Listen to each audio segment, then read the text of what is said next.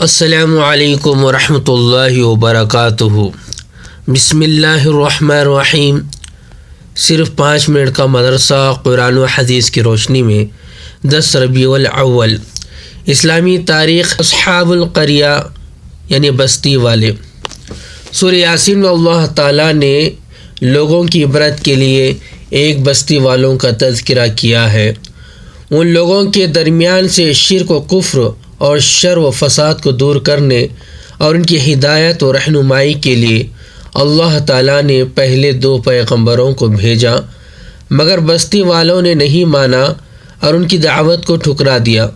اللہ تعالیٰ نے ایک اور پیغمبر کو ان کے ساتھ کر دیا۔ تینوں پیغمبروں نے وہاں کے رہنے والوں کو یقین دلایا کہ ہم اللہ کے پیغمبر اور رسول ہیں، مگر اس پر بھی ان لوگوں نے نہیں مانا، مذاق اڑانے لگے اور مار ڈالنے کی دھمکی دینے لگے۔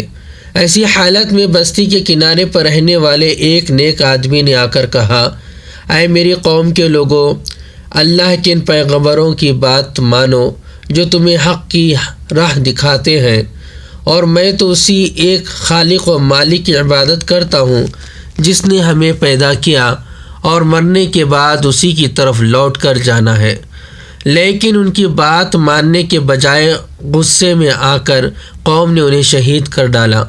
اللہ تعالیٰ نے اس نیک آدمی کو ان کی ایمانی جرأت اور پیغمبروں کی تصدیق کی وجہ سے جنت عطا کی۔ وہ اس پاکیزہ مقام کو دیکھ کر کہنے لگا کہ کاش میری قوم اللہ کی عطا کردہ نعمتوں کو دیکھ لیتی۔ پھر جب قوم کے لوگوں نے ان پیغمبروں کی نافرمانی کی اور ظلم و ستم میں حد سے آگے بڑھ گئے تو اللہ تعالیٰ نے عذاب نازل کیا اور ایک ہولناک چیخ نے پوری قوم کو ہلاک کر دیا۔ حضور صلی اللہ علیہ وسلم کا معجزہ جو میں برکت۔ حضرت نوفل بن حارث رضی اللہ تعالی عنہ نے شادی کے سلسلے میں رسول اللہ صلی اللہ علیہ وسلم سے مدد چاہی تو رسول اللہ صلی اللہ علیہ وسلم نے ایک عورت سے آپ کا نکاح کر دیا۔ حضرت نوفل رضی اللہ تعالی عنہ نے بطور مہر کوئی چیز تلاش کی مگر ان کو نہیں مل سکی تو رسول اللہ صلی اللہ علیہ وسلم نے حضرت ابو رافع اور ابو ایوب 2 صحابی کو اپنی زرہ ایک یہودی کے پاس 30 صاع جو کے بدلے گروی رکھنے بھیجا۔ چنانچہ وہ لوگ جو لے کر آئے تو رسول اللہ صلی اللہ علیہ وسلم نے وہ جو حضرت نوفل رضی اللہ تعالیٰ عنہ کو دیے۔ حضرت نوفل رضی اللہ تعالیٰ عنہ اور ان کی بیوی نے آدھے سال تک اس میں سے کھایا اور پھر اس کو ناپ لیا تو اتنے ہی تھے جتنے شروع میں تھے۔ تو حضرت نوفل رضی اللہ تعالیٰ عنہ نے رسول اللہ صلی اللہ علیہ وسلم کے سامنے اس کا ذکر کیا۔ رسول اللہ صلی اللہ علیہ وسلم نے فرمایا، اگر تم اس کو نہ ناپتے تو تم اس میں سے پوری زندگی کھاتے رہتے۔ ایک فرض کے بارے میں سجدہ تلاوت ادا کرنا۔ حضرت ابن عمر رضی اللہ تعالیٰ عنہ فرماتے ہیں، حضور صلی اللہ علیہ وسلم ہمارے درمیان سجدے والی سورہ کی تلاوت فرماتے تو سجدہ کرتے اور ہم لوگ بھی سجدہ کرتے، یہاں تک کہ ہم میں سے بعض کو اپنی پیشانی رکھنے کی جگہ نہیں ملتی۔ نوٹ: سجدے والی آیت تلاوت کرنے کے بعد تلاوت کرنے والے اور سننے والے پر سجدہ کرنا واجب ہے۔ ایک سنت کے بارے میں اولاد کے لیے دعا کرنا۔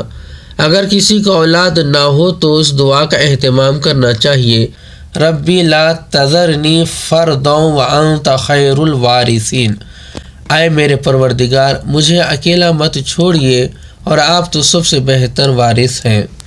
ایک اہم عمل کی فضیلت گناہوں سے توبہ کرنا۔ رسول اللہ صلی اللہ علیہ وسلم نے فرمایا، اللہ تعالیٰ رات کو اپنا ہاتھ پھیلاتا ہے تاکہ دن کے گناہ گار توبہ کر لیں، اور دن کو ہاتھ پھیلاتا ہے تاکہ رات کے گناہ گار توبہ کر لیں۔ یہ سلسلہ قیامت کے قریب مغرب سے سورج طلوع ہونے تک جاری رہے گا۔ ایک گناہ کے بارے میں دین کے خلاف سازش کرنا۔